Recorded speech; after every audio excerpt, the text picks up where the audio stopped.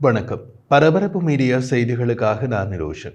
பாதுகாப்பு அமைச்சர் ஜோவ் காலன் மற்றும் பணிய கைதிகள் பேச்சுவார்த்தை குழு இப்போது இஸ்ரேலிய மற்றும் அரபு ஊடகங்களில் பரபரப்பாக அடிபடும் ஒற்றநிலை ஒப்பந்தம் தொடர்பாக வெளியான தகவல்கள் குறித்து கருத்து தெரிவித்ததாக இஸ்ரேலிய தொலைக்காட்சி N12 செய்தி தெரிவித்துள்ளது.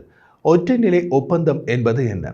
காசாவில் உள்ள அனைத்து பணிய கைதிகளையும் ஹமாஸ் விடுவிக்கும். அதற்கு பதிலாக ஹமாஸ் தலைவர் யாக்யா சின்வார் பாதுகாப்பாக காசாவை விட்டு வெளியேறி அவர் விரும்பும் நாட்டுக்கு போக அனுமதிப்பது. ஹிப்ரு மொழி ஊடகம் மாரிஃப் தான் இப்படி ஒரு ஒப்பந்தம் பற்றி இருதரப்பிலும் பேசப்படுகிறது என்ற தகவலை முதலில் வெளியிட்டது. அப்போது இந்த ஒப்பந்தம் பற்றி பேசுவது யாரோ ஒரு முக்கிய தரப்பால் கசியவிடப்பட்டது என்று கூறப்பட்டது. அதே நேரத்தில் மற்றொரு ஊடகமான கான் செய்திகள் இந்த ஒப்பந்தம் அமெரிக்க ஜனாதிபதி ஜோ பைடனிடம் அவருடைய கருத்தை அறிவதற்காக வழங்கப்பட்டதாக தெரிவித்தது.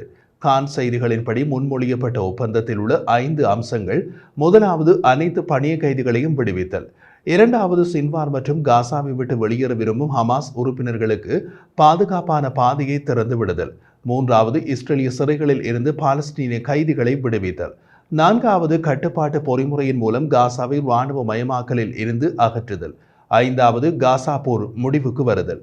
இங்கு குறிப்பிடப்பட்டுள்ள 4வது அம்சமான கட்டுப்பாட்டு பொறிமுறையின் மூலம் காசாவை இராணுவ மயமாக்கலில் இருந்து அகற்றுதல் என்பதன் அர்த்தம் காசாவில் ஹமாஸின் அதிகாரத்தை முடிவுக்கு கொண்டு வந்து 3வது தரப்பு ஒன்றின் மூலம் சிவிலியன் ஆட்சியினை அமைத்தல்.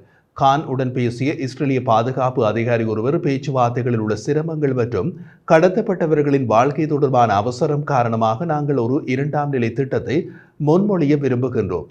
அதன் நிலைகளை சுருக்கி விரிவான ஒப்பந்தத்தை அனுமதிக்கும். ஆனால் ஹமாஸ் தரப்பு ஒற்றைநிலை ஒப்பந்தம் ஒன்றை விரும்புவதாக தெரிகிறது என்றார்.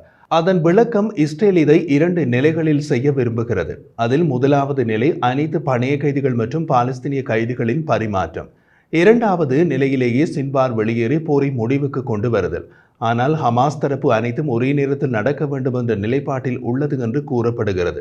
அதாவது, கைதி பரிமாற்றம் முடிந்துவிட்டால் சின்வார் பாதுகாப்பாக வெளியேற இஸ்ரேல் அனுமதிக்காது விடலாம் என்ற திசையில் ஹமாஸ் யோசிக்கிறதாம். இருதரப்பும் ஒரு விஷயத்தை புரிந்து கொண்டன. அது காசாவில் உள்ள ஹமாஸ் தலைமையை பாதுகாப்பாக வெளியேற உதவுவதுடன் போரில் இஸ்ரேலின் இலக்குகளை அடையவும் இது உதவும். மாரிவின் கூற்றுப்படி மூத்த எகிப்திய அதிகாரி அமெரிக்கர்களிடம் பேசிய போது சின்வார் தனது பாதுகாப்புக்கு அமெரிக்கா உத்தரவாதம் கொடுக்க வேண்டும் என்று வலியுறுத்துகிறார் என்று தெரிவித்தார். அதாவது, ஒப்பந்தத்திற்கு பின்னர் சின்வார் எந்த நாட்டில் இருந்தாலும் இஸ்ரேல் அவரை குறிவைக்காது என்பதற்கு அமெரிக்கா உத்தரவாதம் கொடுக்க வேண்டும் என்று சின்வார் வலியுறுத்துகிறார் என்று தெரிவித்தார். ஒப்பந்தத்தின் 4வது அம்சமான கட்டுப்பாட்டு பொறிமுறையின் மூலம் காசாவை இராணுவ மயமாக்கலில் இருந்து அகற்றுதலை எப்படி செய்ய திட்டமிட்டுள்ளார்கள்?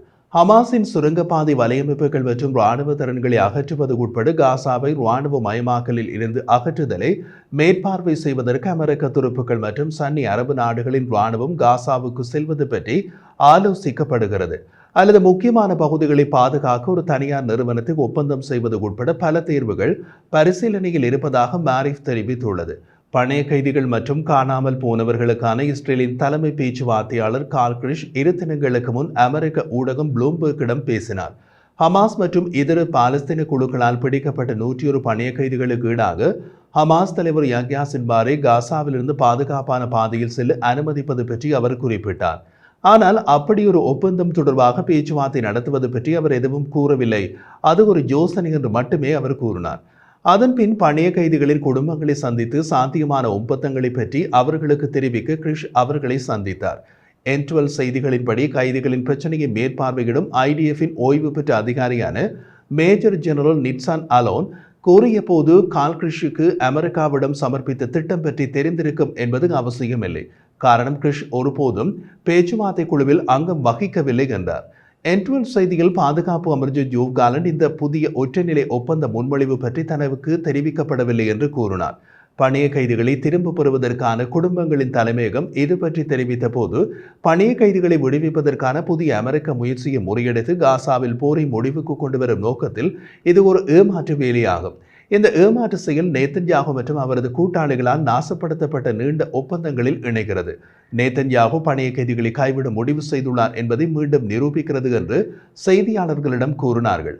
அவர்களது கோணம் என்னவென்றால், இப்படி புதிதாக ஒன்றை கொண்டு வருவது ஏற்கனவே நடக்கும் பேச்சுவார்த்தைகளை குழப்பிவிடும் என்பதுதான். புதன்கிழமை கைரோவில் அமெரிக்க ராஜாங்க செயலாளர் ஆண்டனி பிளிங்கன் கடந்த வாரங்களில் அமெரிக்க அதிகாரிகள் கூறிய அறிக்கைகளை மீண்டும் தெரிவித்தார். ஒப்பந்தத்தின் முதல் கட்டத்தில் உள்ள 18 புள்ளிகளில் 15 ஏற்கனவே ஒப்புக்கொள்ளப்பட்டுள்ளன. கடந்த வாரம் 1.5 மாதங்களில் நாங்கள் மிகப்பெரிய அளவில் முன்னேற்றம் அடைந்துள்ளோம் என்று பிளிங்கன் செய்தியாளர்களிடம் கூறினார். அதன் விளக்கம், ஒப்பந்தத்தில் 18 பத்திகள் உள்ளன, அவற்றில் 15 ஒப்புக்கொள்ளப்பட்டுள்ளன. ஆனால் மீதமுள்ள 3 பத்திகளில் உள்ள பிரச்சனைகள் தீர்க்கப்பட வேண்டும். அவற்றை தீர்ப்பதற்கான யோசனைகளை எகிப்தியர்கள் மற்றும் கத்தார்களுடன் நாங்கள் முன்வைத்துள்ளோம் என்றார். இறுதி முட்டுக்கட்டைகளில் 2 பிலடெல்பி தாழ்வாரத்தில் IDF இருக்க வேண்டும் என்ற இஸ்ரேலின் வலியுறுத்தல் மற்றும் பாலஸ்தீனிய பாதுகாப்பு கைதிகள் மற்றும் இஸ்ரேலிய சிறைகளில் உள்ள ஹமாஸ் இயக்கத்தினருக்கு பணிய கைதிகளை மாற்றுவது தொடர்பான பிரச்சனைகள். அவை லேசில் தீர்க்கப்படக்கூடியவை அல்ல என்பது இஸ்ரேல், ஹமாஸ், அமெரிக்கா, கத்தார், எகிப்து உட்பட அனைவருக்கும் தெரியும்.